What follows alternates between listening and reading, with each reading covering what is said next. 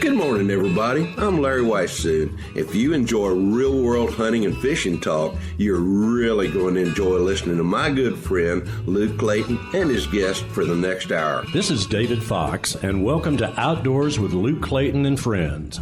Luke has been a recognized outdoors writer for the past 3 decades and writes for a host of outdoor publications.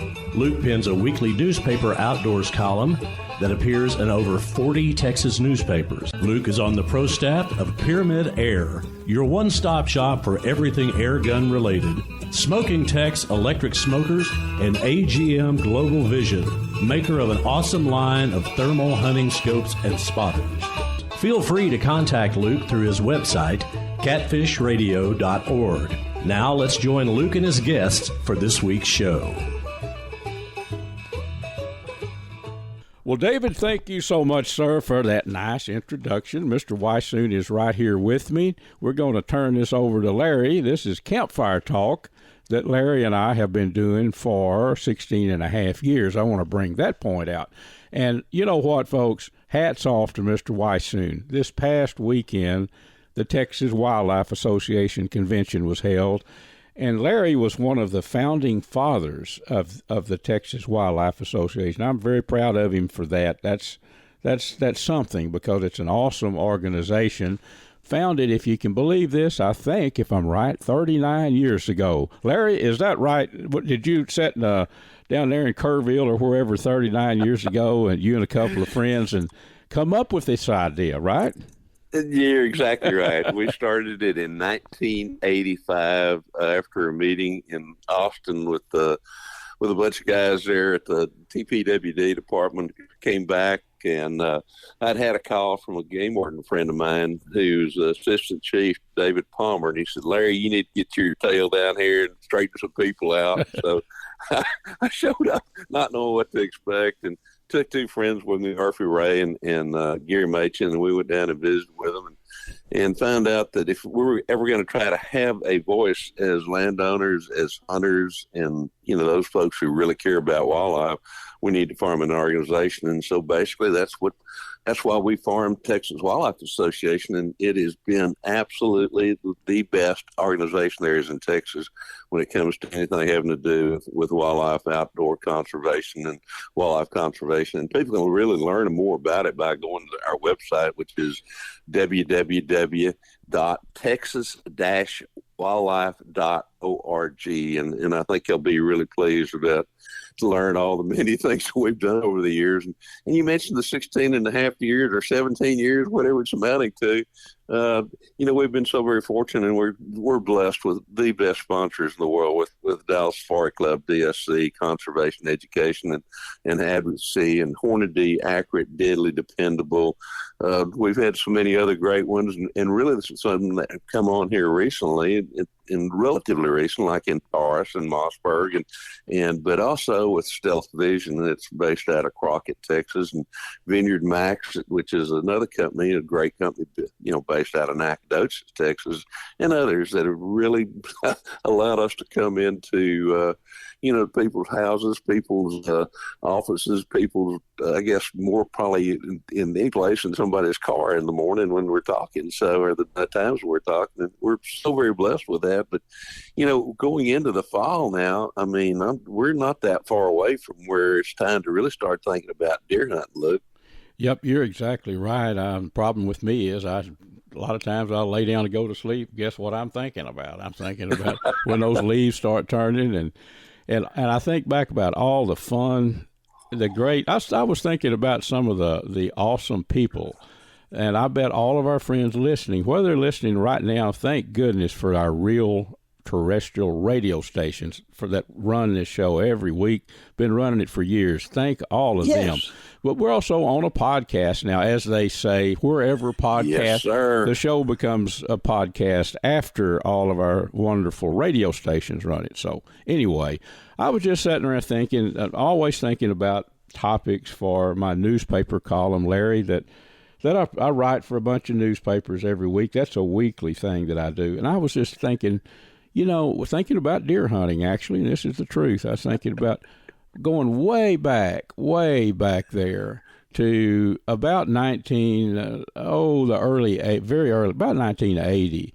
Me and a couple of buddies scratched up, I think it was $140-something a piece for a 3-day hunt down in Llano, Texas. And I'd heard at that point I'd never been to Llano in 1980.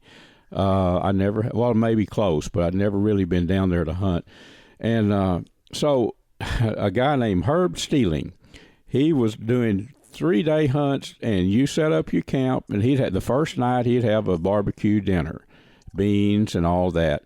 And so I remember me and 2 buddies, one of them still around, we got out there and set up a tent. And even back then, I liked to do the camp cooking, and I remember our first meal that second evening. First night, we had a big barbecue dinner. Herb Steeling put it on. Right. This was way back there, Larry, 1980. My gosh, that's been a long time ago, but I remember it like yesterday.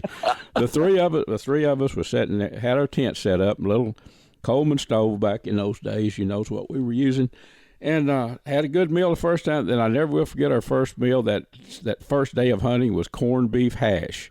They bragged on that forever. All it was corned beef, onions, and potatoes. But right. It hit the spot.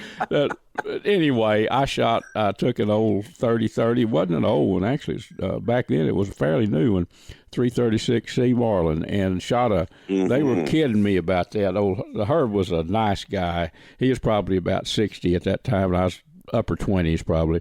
He said, "What are you doing bringing that old East Texas brush gun down here in the hill country? You keep picking at me, I said, they kind of embarrassed me, and everybody, a lot of them had scoped rifles, and I thought, well, okay.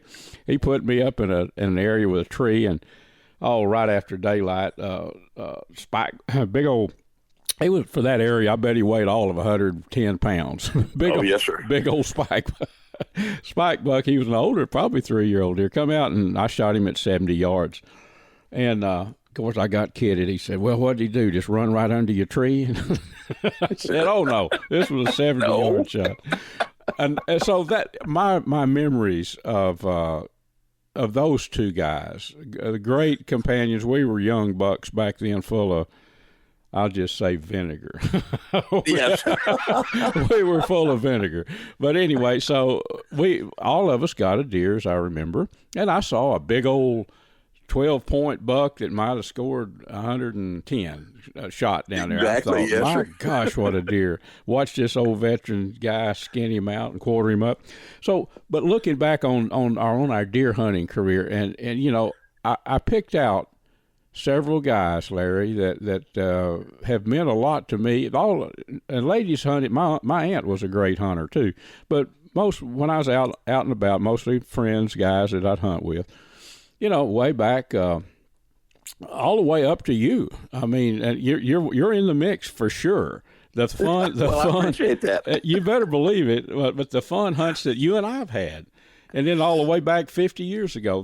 And I know when you start thinking, you can lay there and think for an hour, and you won't scratch the surface of all the fun people, friends that you spent time with at deer camp, right?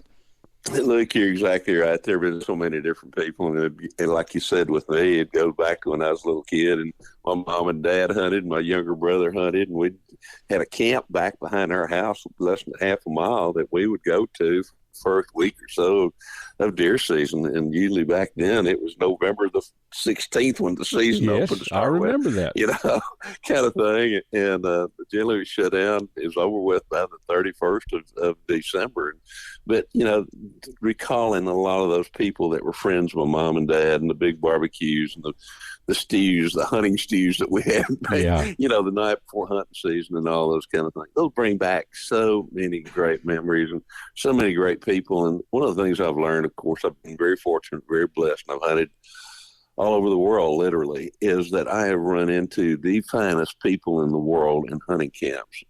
There's just something about hunters, I think, that whose company I enjoy, and that includes men and women. And I've had the opportunity, working as a guide occasionally on some of the ranches that we had over those years as a wildlife biologist, where and I'd take the women hunting, and I loved every moment of it. I always told people, I said, "Hey, there's a lady that's going to come hunt. I'll guide her over any guy that comes into camp," just because I knew that they were going to be deadly, by golly, and they'd have a good time as well too. But you're right; it's getting on to that time. Of course, fishing can be involved in that too, and fishing camps. We did some of that, and I know y'all did with your parents as well too. Yeah. And but it's coming on to that time, and I think that was one of the great things that's so really good about some of the organizations that we involved with, like Texas Wildlife Association. This last meeting was absolutely great because got to sit around, among other things, and even though we do so much for wildlife in Texas and for the sportsmen and all that kind of thing, it was just reminiscing about some of the early days of that organization. And then, same thing with Dallas Safari Club. I get tickled all the time. People say, "Man, do you have to go on a safari to be a member?" I go, "No, gosh, no." I said, "It stands for Squirrel Club. I said, because most all of us that are members hunted squirrels when we were younger, kind of thing as well too. And same kind of thing. It's that, I think, that camaraderie and the campfires, and we call this Campfire Talk in our book, Campfire Talk, and there's something about a fire in the fall, particularly when it's cool and you start sitting around it, and next thing you know, the stories are coming from all different sizes and ages of people, if you will, and everybody's remembering things, and and looking forward to the future as well too. That's right, Larry.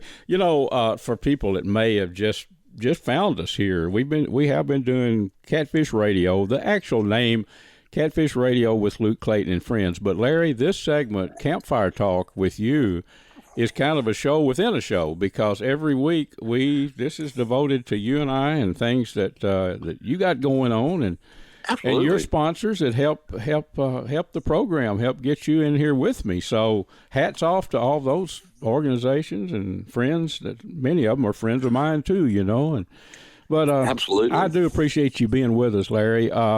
So we it's now time to start really giving some thought. If a lot of people set their feeders out and kind of leave them out there and don't feed corn have feed stations going on through the early summer, but soon it'll be time for those guys and gals to get those feeders operational. And I will say one thing: if you're looking for a new feeder, Vineyard Max, our friends at Vineyard Max, they're down in Nacogdoches. They've got it. They've got some good ones, and they're priced right. So you can go to vineyardmax.net and check them out. And Larry, it is about time for get those feeders operational for the fall. And now, I bet you at least half the people wait until August to start feeding corn.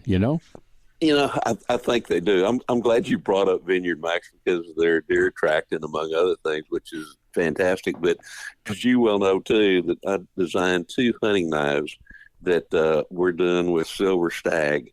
And Silver Stag and Vineyard Max, vineyardmax.net is where they're going to be able to buy those knives. These knives are stuff built on, are made from years and years and years of experience of cutting up critters and all that kind of thing. So, as you mentioned, we've got so many great sponsors in there, and the Stealth Vision guys, and we're playing with those scopes more and more all the time, and there's so many great things out there right now. And right now is a good time, as you said, if you're thinking about a feeder or replacing a feeder or even setting up a fish feeder or anything like that to really kind of enhance the outdoor experience that you look forward to this fall.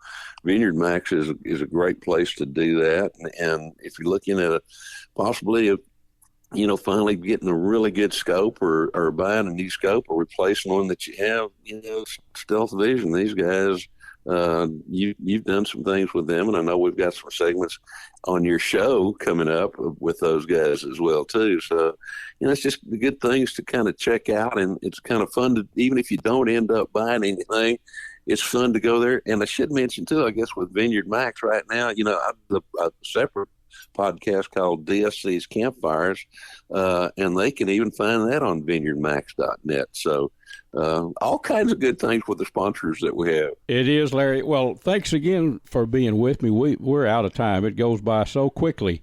But let's try to do like the deer doing, move early and late, try to stay cool, and we'll be right back here next week with everybody, right? I cannot wait. Folks, this segment is made possible by Ultramatic Feeders. Go online to ultramaticfeeders.com and check out the most awesome line of game feeders in the world. I've been using these things for 15 years, and I've got one that's been in the woods about 10 or 11 years. I forget exactly how long. Check them out, ultramaticfeeders.com. Pyramid Air, your one-stop shop for everything air gun related, anything you need relating to air guns. Go online to Pyramid, Pyramyd, pyramidair.com.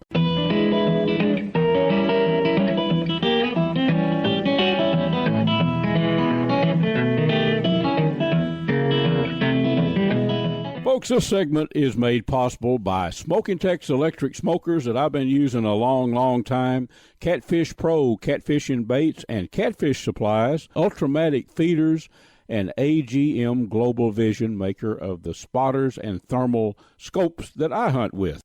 Well, folks, what do you say we go down to beautiful Lake Tawakoni, down at Anchor Inn, and check in with Mr. Brett Kilmer, and let's talk about catching hybrid stripers. Now, Brett and Casey, the team there with Chums on the Water Guide Service, they operate out of Anchor Inn Marina, and they catch a lot of hybrids and sand bass.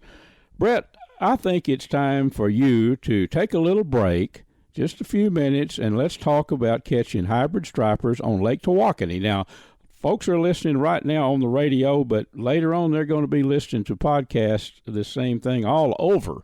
I mean all over. So, folks, Lake Tawakoni is about an hour east of Dallas, and that's where we're at. Brett, I saw the pictures on Facebook. The afternoon bite for the hybrid stripers must be picking up, it looks like. Yes. Yeah, the afternoon bite's really turned on here the last week or two. It's they're biting in the morning, but the afternoon bite, the schools are definitely a lot bigger and a lot more aggressive. They seem a lot hungrier, and they're just schooling up a lot better in the evenings. Yeah. So are they busting the surface? In other words, could you catch them on the top water now? Or no, not yet. The sand bass have started busting the surface, and that's just started within the last 2 weeks. But not seeing any hybrids busting the surface yet. Okay. Just seeing them on your graph and electronics. You can see them bunching up bunching up good in big schools. Yeah. And just cruising up there in those shallow flats, eating a bunch of shad. That's what's going on. Well, let's think about the afternoon bite right now for hybrids. Are they going to be?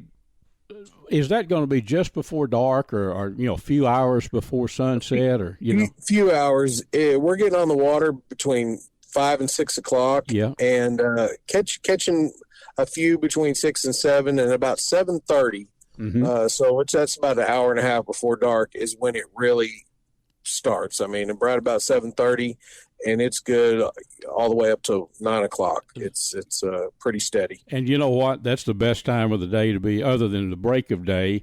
Thing about fishing late, I like to fish late afternoons like that because it's only getting cooler. The sun's going down. In the mornings, about 10, what's going to happen. It's heat, yeah. Yeah. And it burns by then. It's hot when you get on the water, but the by then a lot of the humidity's burned off, and it's really not as bad as it is in the morning time. Right. Well, let's talk about catching them. Are they like hanging on structure, or are they on the move with bait schools of shad? They're both coming out of they're coming out of deep water, and they're pushing up into shallow water, whether it's on a point or where we're fishing. It's a big flat, and it comes up, out of deep water, and they push them on this long, between 12 to 15 feet of water, and it runs probably 200 or 300 yards, and they'll just roam up and down that eating the shad. They're not really vertical underneath the boat. like they have been. You kind of cast out for them now a little bit and catch them on a few different things. Kind of casting and reeling. Yeah, I know. The last time I fished with you, it was strictly vertical fishing. But Right. the thermocline, it's I guess before it's mid July now, so going toward the end of July, it'll be setting in. I guess maybe it already is in places. I don't know. Yeah. Yeah. I'm starting. Yep, we're starting to see the thermocline a little bit. Last I looked, it's about 29, 30 foot of water. So all your fish are going to be, of course, sitting above the thermocline because that's where the oxygen is for them. So that'll keep pushing on up a little bit as we get hotter. Yeah. And which is, while we're seeing them early and 14 foot, and same thing in the evenings, between 12 and 15 foot, they're up there just eating away. Yep, chowing down. So baits, I know that you, at times when you need to, you fish live shad and even live sunfish, but slabs, I think y'all have been catching them on slabs, right? Yeah, now we're throwing some, like I said, since we're getting them casting and reeling, we're throwing slabs. There's a certain type of slab we throw. It's called a bow blade, and it's a slab with a spinner on it. And so it kind of has a little bit of action. We're also throwing like a pet spoon, which is we're throwing it on it's a Carolina rig. We're using a 1 ounce weight and then have about an 18-inch leader and tie that pet spoon on so that weight gets it down there and you just steadily reel it. And that spoon has a lot of flash and action. They'll eat that. But I'm sorry to interrupt you, but I was talking to your partner there, Casey, and here a week or two ago, and he told me about that rig that y'all are using. It's common knowledge that people use a big old hellbender, a deep diving plug, and a leader, and a little Tony Aceta pet spoon trailer. That's it. A lot of people use that. Especially when the thermocline starts setting up and the fish scatter more than being stacked in a vertical feeding manner. But exactly. The thing is that's pretty unique. I've never heard of that. But why wouldn't it work? I mean, and that's the same idea behind it. Is we're instead of using the hellbender, but it's just because we're not trolling. That's the same. Does the same thing, gets it down there and works that pet spoon. But a lot of people don't want to just sit there and troll, so we're using that 1 ounce weight on a Carolina rig and doing the same thing, throwing it out and reeling it back. Just instead of trolling it. Yeah, I guess the only thing there that you'd have to be careful of is when the thermocline, you want to be above it. So if it was, up high, you'd have to go back to something else. Sure. Yeah, when we're letting it go to bottom, we're only in, we're in 20 or less, 15 foot mainly. So yeah, we're definitely fishing it above that thermocline. Well, I tell you what, there's nothing more fun than catching those big old hybrid stripers, and I know that you are working with your trolling motor, getting it all tuned up right now. But we do have time, Brett, for you to tell us how to find chums on the water, folks that want to go fishing at the lakes just east of Dallas, Lake Ray Hubbard and also Lake Tawakoni. How do they track you down, buddy? They can look us up on the web at chumsonthewater.com. Or they can find us on Facebook, also under Chums on the Water, and it has all the contact info you need to get a hold of us and book a trip. Well, Brett, thanks a lot for being with us. I look forward to getting out there and catching some hybrids with you before very long, and you just keep hammering them, buddy. And will do. All right, buddy. We'll talk to you soon. All right, Luke, you have a good one. Bye. Folks, that was Brett Kilmer. He's a good guide. And a good guy, too. I fished with him a couple of times here in the last couple of months. He and Casey Laughlin, his partner, the two of them own Chums on the Water Guide Service, and they fish at lakes just east of Dallas, Lake Ray Hubbard.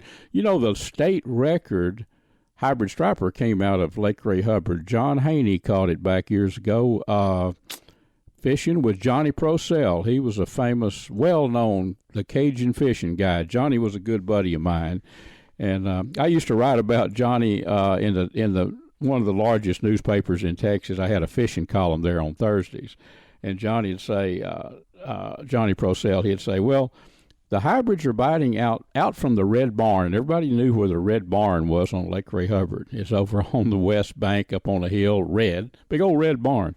And he said, they're biting straight out from that. Well, there's a lot of water in Ray. Everything straight out from the red barn.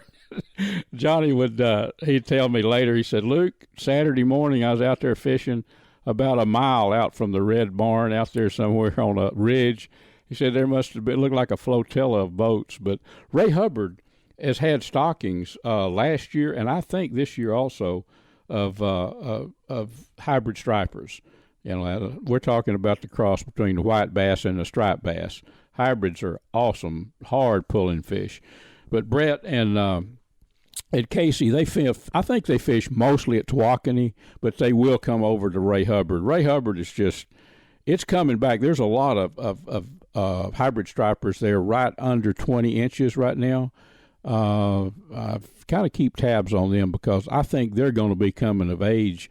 And it's an awesome white bass lake right now, Hubbard is, and you catch a lot of undersized, a lot of them just under 18 too, you know, that you can't keep on the hybrids, but two good fishing lakes. Well, folks, we've got a lot more coming up in our show. We're going to visit with Jason Robertson. We're going to talk about the Late Night Vision show. Jason and his partner Hans, I know a lot of you have watched that. It's all about hunting at night with thermal gear. A lot more. I'm going to give you a recipe on how to grill venison steaks later in this show that I think you're going to enjoy. So take a little break, and we'll be right back with our next segment. Folks, let's talk a little outdoor cooking. Let me tell you about an electric smoker that I've been using for 15 years, I guess. Smoking Tex electric smokers. If you're tired of staying up all night keeping that wood fire burning when you're barbecuing, give Smoking Tex a try. They're made to last a lifetime. You can check them out at smokingtex.com. That's SMOKINTEX.com. Well, friends, Mr. Larry Weissoon is going to tell you about the finest hunting optics that we have ever found. Look, these are called Stealth Vision. They come from Crockett, Texas. Dr. John McCall developed them. They're 34 millimeter tubes as opposed to the narrower tubes, so more light transmission. They have a little green light that comes on. That scope is leveled because that's when you want to pull the trigger. They have an optional lighted reticle as well, too, and a whole lot of other products, and folks can learn more about them by going to stealthvision.com. And for seasonings, anything to do with outdoor cooking, all kind of jerky seasonings, sausage seasonings, Butcher Packer Supply. That's butcherpackersupply.com. I think the website is butcher-packer.com.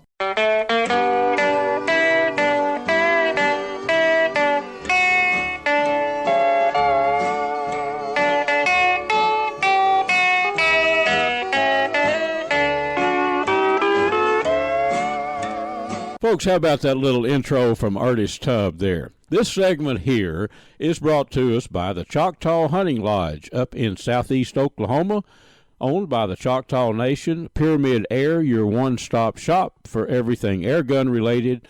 Doug's Jugs, maker of some awesome jug lines for catching catfish. That's online, DougsJugs.com. Well, friends, what do you say we go down to Nacogdoches, Texas, and visit with a new friend of mine, Mr. Jason Robertson, the Late Night Vision show. Now, I've watched this show a lot, and I've learned a lot of stuff from it. But for the last 2 or 3 weeks, I've had a chance to get Jason on this show with us, and I continue to learn things about thermal and night hunting. So, Jason, thank you, buddy, for being with us. Oh, Luke, thank you for having me. Glad to be here. Well, it's an educational process, and it's fun, too, because I enjoy visiting with you and learning new stuff. Let's talk today to people that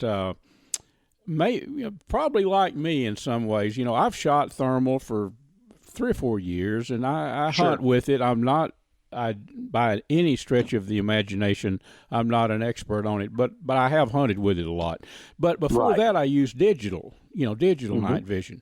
So, and I thought that was the keenest thing in the world. For an old school guy like me, it really was, because I would go back to, a green light or a red light and light them up and shoot them.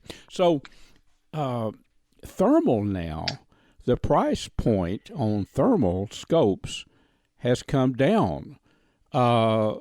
It really is has. dry. And I guess I was watching you and Hans on the a week or so ago on your late night vision show, talking about probably going to continue to be more reasonably priced than it was like 4 or 5 years ago, right?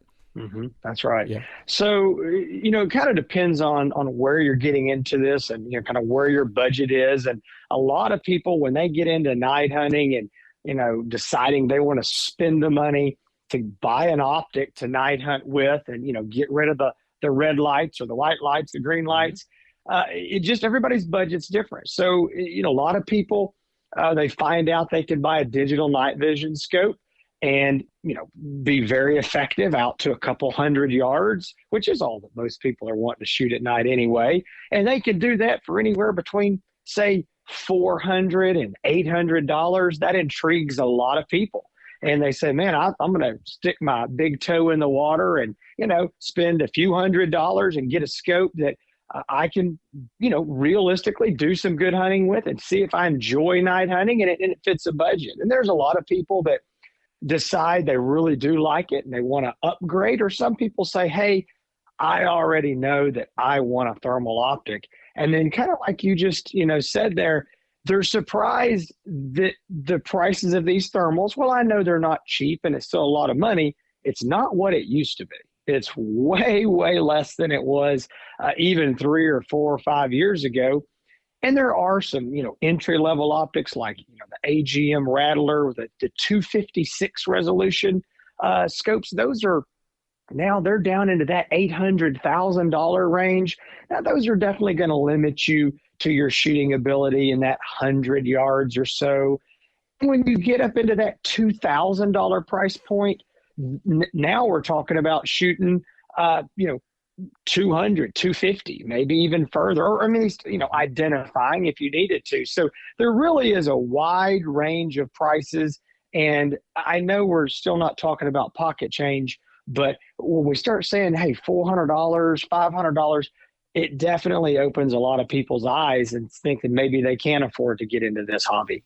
It does. And I'll tell you, when I was using the digital night vision, yes, that right there was it was an eye opener for me. I was really excited about it. But I'll tell you, there's not much more frustrating than to be in the woods at night and hear some hogs squealing or something. You're working your way up there to get to them, and then you're trying to spot them, and that refraction off that.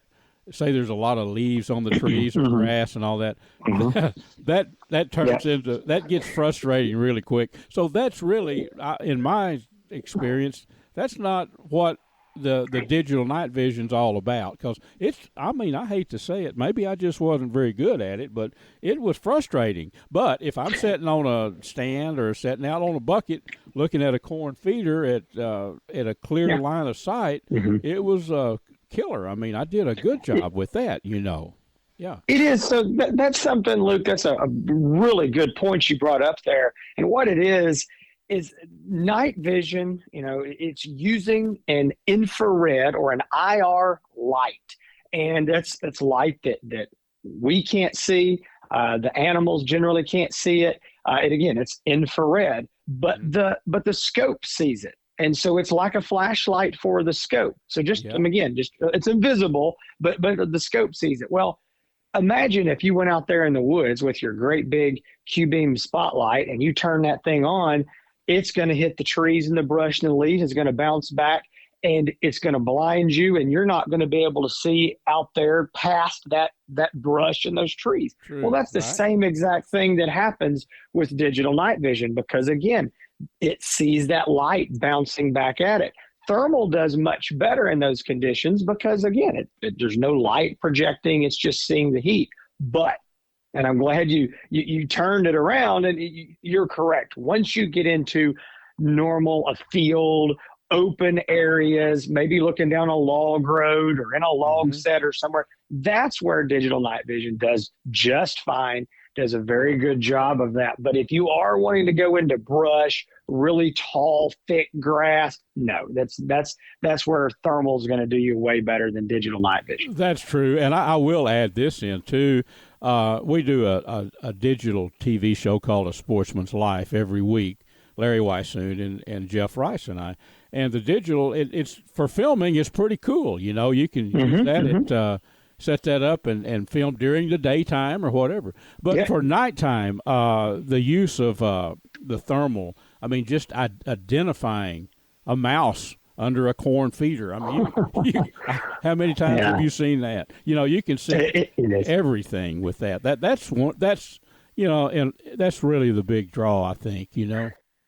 So let me real quick here, and I won't go too long, but let me make a quick observation and explanation, maybe for some of our listeners who are a little confused, or I don't know what the difference in night vision and thermal is. And I'll try to put this in a nutshell and say this: digital night vision at night is going to be a black and white video image that looks exactly like the pictures from your deer camera.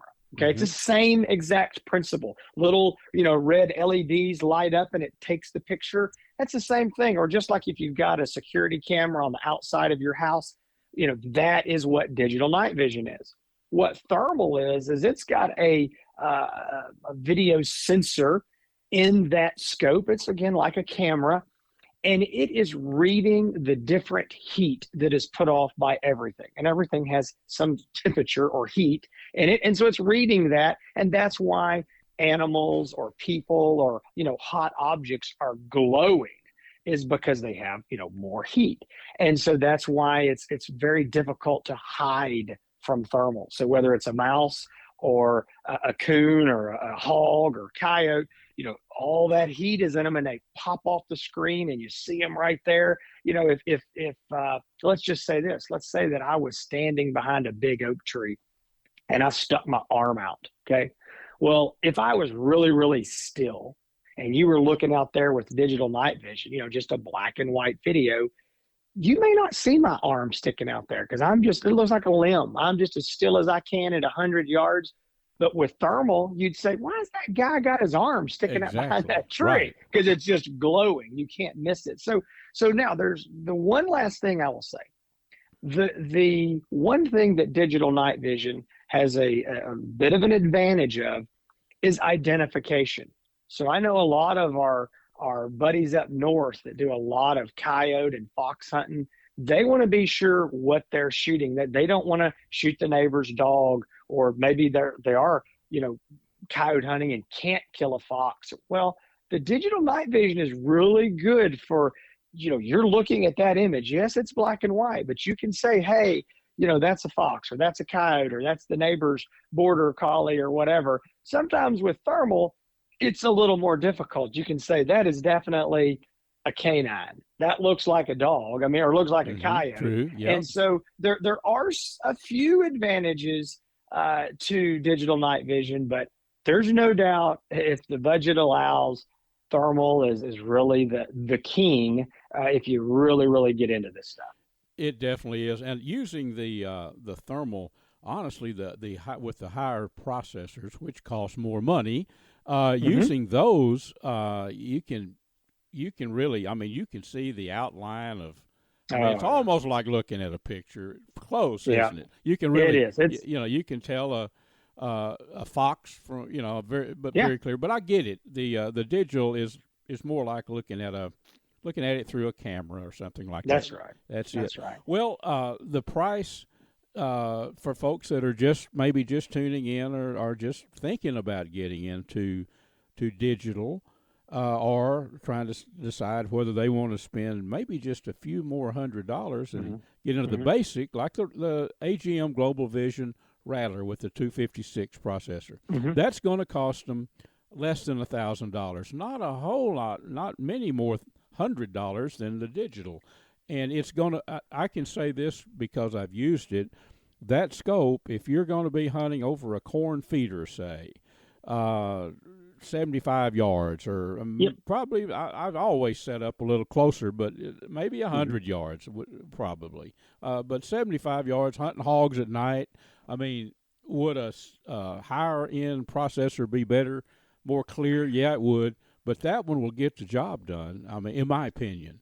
So, and that we're talking about somebody that's just wanting to get started. Or another way that those low end like that, stalking hogs at night in open country with that, you can ease up in there within. A lot of times, if you're downwind, it's not too hard to get within, say 75 yards. That's another way that those scopes can be used. That's right. And I tell you, Luke, we would always advise that before you jump into something like this and spend, whether it's $400 or $4,000 or more, anywhere in between, you need to be sure you know what you're getting. And, the shameless plug right here, but it is checking out some of these episodes and things we've got on the Late Night Vision Show podcast. Yeah. It's giving us a call at Outdoor Legacy and talking to Hans and I. You need to be sure what you're getting. And Luke is right. These units that he's talking about, these AGM rattlers that are $1,000 or so or less, they do have their place. What you just want to be sure is that, you have your expectations realistic. And as long as you do, then, you can have a lot of fun with it and be very successful. What we just don't ever want is somebody to buy something and, they've been watching videos on YouTube of somebody using a $5,000 thermal and they think they're going to get that for $800. Right. You got to be realistic. Yeah.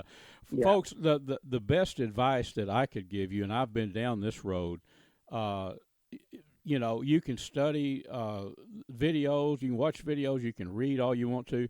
It's going to get down to a conversation with you somebody that's an expert. So I want to just tell you, Jason Robertson and Hans, if you've watched them on the late night video show, it's quite obvious they're experts. So give them a call and pick, for lack of a better term, Jason, pick your brain and you'll help them decide, what they need. I'm being told we're a little short on our time here, but how do people, I wish we could talk 3 hours, but how do people learn more about or contact you? In other words, how do they? Sure, absolutely. Yeah. So you can always go to YouTube and you can search The Late Night Vision Show, and that's the podcast that Luke's been talking about. But if you say, hey, I want to talk to somebody, you can give us a call at Outdoor Legacy. That is our business where we sell thermal and night vision scopes, and you can call us at 877-350-1818, and we will be glad to answer any questions for you, help you out, figure out exactly what optic will be right for your situation and fit your budget. Jason, I know you're a busy fellow. I sure thank you for taking the time to be with us. I bet we help some people that are borderline. They're trying to make a decision. I bet they can, and definitely if they can get a hold of you, give you a call, you can take them to the next level there. Thanks a lot, buddy. Hey, Luke, always appreciate it. Enjoy being on the show. Hope to talk to you again soon. Folks, this is Luke. For about the past decade, I've been hunting editor for Airgun Hobbyist magazine. I think the only magazine devoted strictly to airgun shooting and hunting in the country. Well, in that length of time, I've learned quite a bit about big bore air guns and smaller calibers, too. A spot to go to that if you're interested in air guns, you need to know about Pyramid Air. The website is PYRAMYD, pyramidair.com.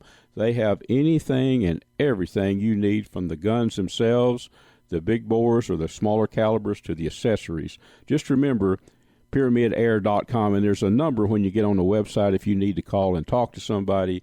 Give them a buzz, and they can fill you in on little details that you might need to know about shooting or hunting with big bore air guns. While you're on the website there, I'd like you to check out the big bore air gun that I've done a great deal of hunting with. It's the Seneca Dragon Claw, 50 caliber, pressures up to 3,000 psi, and it looks like a conventional rifle. Wooden stock. I think you'll like the appearance, and I know you'll like the performance. It shoots not only bullets, but also air bolts as well, tipped with a broadhead. Check it out. It's the Seneca Dragon Claw. The snowflakes fall as winter comes, and time just seems to fly. Friends, this segment is brought to us by CVA muzzleloaders. In my opinion, the very best muzzleloaders in the world, the ones that I shoot. You can check them out online, cva.com. AGM Global Vision, maker of the Rattler and the Adder that I use. You can check them out online too, agmglobalvision.com. Kubi's Wild Game Processing and Kubi's Restaurant in Dallas. And Vineyard Max, maker of some awesome deer attractant and some very fine game feeders and fish feeders located down in Nacogdoches, Texas. Check them out at vineyardmax.net.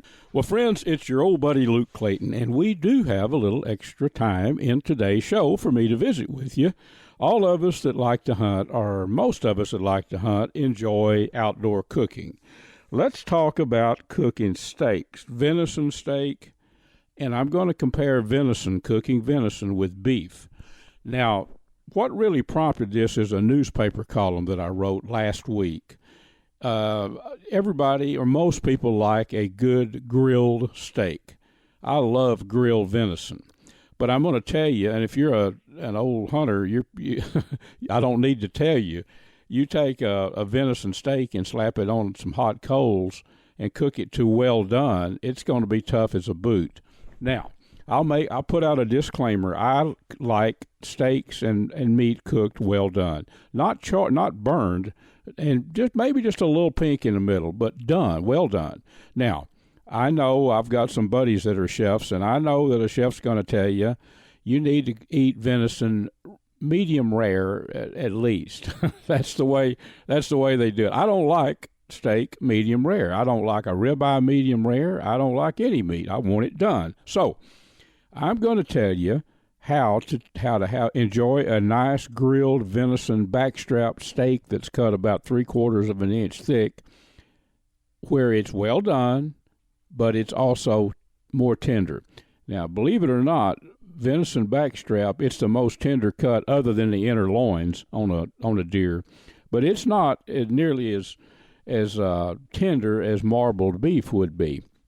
Now, something else that prompted this, recently I caught a bunch of beef sirloin steak on sale, and I bought several pounds of it.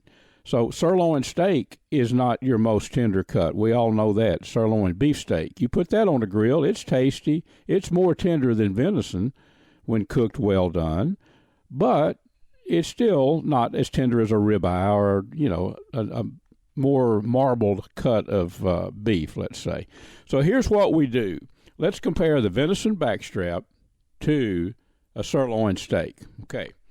All right. So I'll cut the venison backstrap about 3/4 of an inch thick. I want it thick. Now, I also want it well done, and I also want it tender. So I'll sprinkle some your favorite seasoning, your favorite dry seasoning, whatever you like. Salt and pepper and garlic powder is a good place to start. I will put that in a Ziploc bag, and I'll put some Louisiana hot sauce on there. That hot sauce is not going to flavor it. It's going to give it it's going to help marinate it for sure. The vinegar in that's going to help marinate it, but it's also going to give the dry seasoning something to adhere to. It's going to make them stick to the meat better. Okay, now, if it were a sirloin steak, I'd do it the same way.